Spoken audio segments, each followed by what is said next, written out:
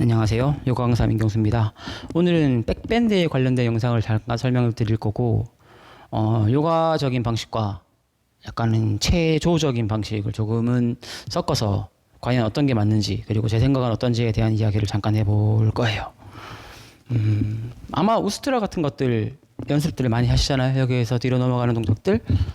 이걸 할 때 보통의 경우는 아마 많은 경우 허리의 통증을 겪으면서 뒤로 넘어가게 될 건데, 저 또한 초보 강사 시절은 한참 이것저것 해야 할 때는 시도하면서 많은 경우로 허리가 아프기도 했고 어깨가 아프기도 해서 개인적으로는 한 1년 전까지만 해도 백밴드 수련을 거의 안 했었어요.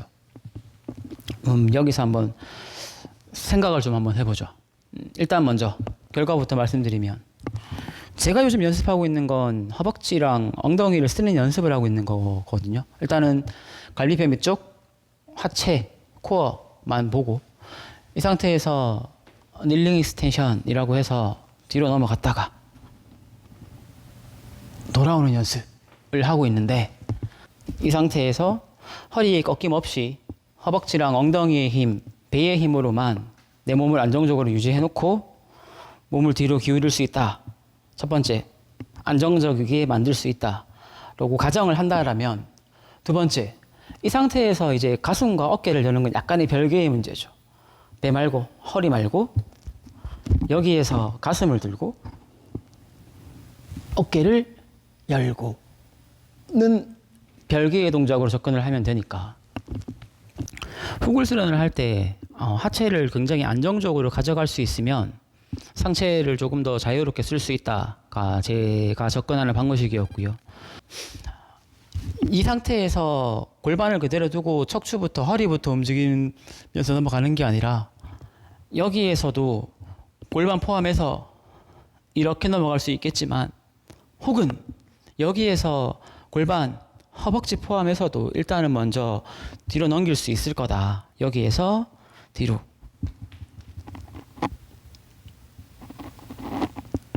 그러면 갈비뼈 아래에서부터 허벅지, 골반 포함해서를 내가 최대한 안정적으로 쓸 수 있다라면, 충분히 힘을 쓴 상태에서 내 위쪽 가슴과 어깨를 열어낼 수 있으면 조금은 더 안전하게 후구를 접근할 수 있지 않나라는 게 제 접근법이었고, 사실 이 접근법을 알기 전까지는 저도 약간은 전통적인 방식이겠죠. 를 하면서 허리, 어깨, 가슴, 왜냐하면 너무나 뻣뻣한 사람이었으니까 허리, 어깨, 가슴에 대한 약간의 통증들, 부상들, 그리고 사람이니까요. 너무 답답하죠. 안 되니까.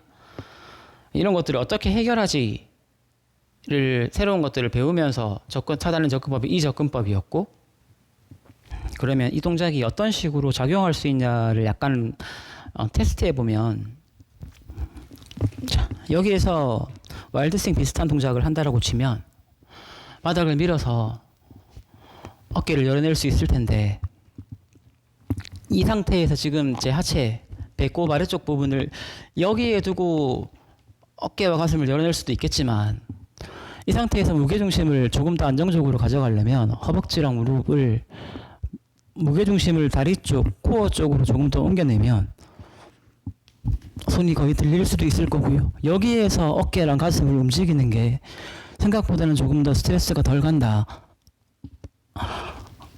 이런 식으로도 훈련을 해낼 수 있다라는 얘기죠. 그래서 다리, 코어 포함해서 허벅지, 엉덩이 쪽을 내가 어떻게 사용할 수 있냐에 따라서 내 어깨와 가슴을 열어내는 이 스트레스 정도가 많이 떨어질 수도 있다. 그러면 내가 어떤 식으로 훈련을 해야 하지가 한 번쯤은 고민을 해보셨으면 좋겠어요. 내 척추의 가동 범위를 생각하면서 백밴드, 어깨와 가슴을 여는 것까지 포함해서를 시작을 할 건지, 아니면 척추를 충분히 열어낼 수 있는 허벅지와 엉덩이의 안정성을 갖추고 시작할 건지를 판단을 해봐야 되는데, 유연하신 분들은 이런 류들의 고민이 사실상은 거의 의미가 없고요. 왜냐하면 타고나기가 유연했으니까 나는 별 고민 없이 해도 이렇게 되는데 제 입장에서는 상당히 부러우신 분들이죠. 그럼 저 같은 사람들, 허리가 아프고 어깨가 아파 라는 분들은 여기에서 무턱대고 가동성을 늘려서 뒤로 많이 넘어가야지를 생각하기보다 차라리 조금은 시간이 걸리겠지만 내가 충분히 내 척추를 움직일 수 있을 만큼의 안정성을 확보를 한번 해보시는 거에 낫지 않을까 생각이 든단 말이죠. 일단은 고관절이 접히지 않게 충분히 펴내서 코어가 허리가 꺾이지 않게 코어를 유지할 수 있는지 그리고 뒤로 넘어갈 수 있는지를 판단할 수 있으셔야 백밴드 동작을 해도 다치지 않겠죠. 제가 훈련하고 수련하고 있는 첫 번째 목표는 1차적으로는 다치지 말자 하거든요.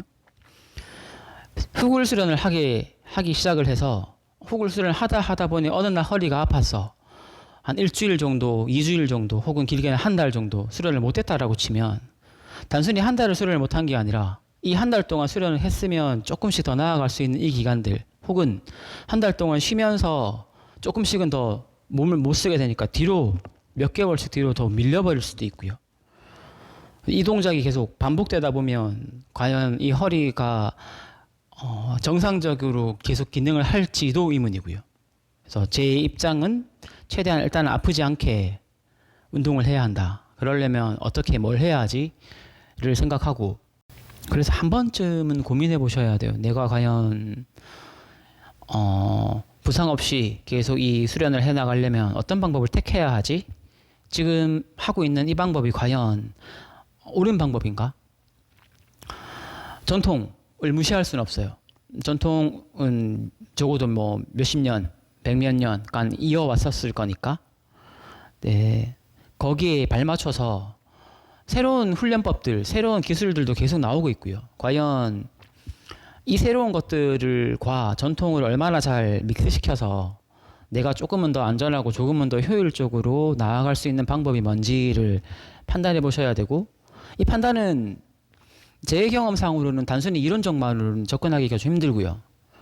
내가 이것도 한번 해보고 저것도 한번 해보고 나한테 맞는 방법들을 찾아서 나한테 맞는 훈련법들로 연습을 해야 조금씩은 더 효율적이게 나아가는 거지. 이 방법, 극단적으로 예를 들어서 정말 유연하신 분이 후굴 수련을 하는 거랑 저 같은 사람, 정말 뻣뻣한 사람이 후굴 수련을 하는 거랑 동일한 방식으로 접근하지 않을 거라는 얘기죠.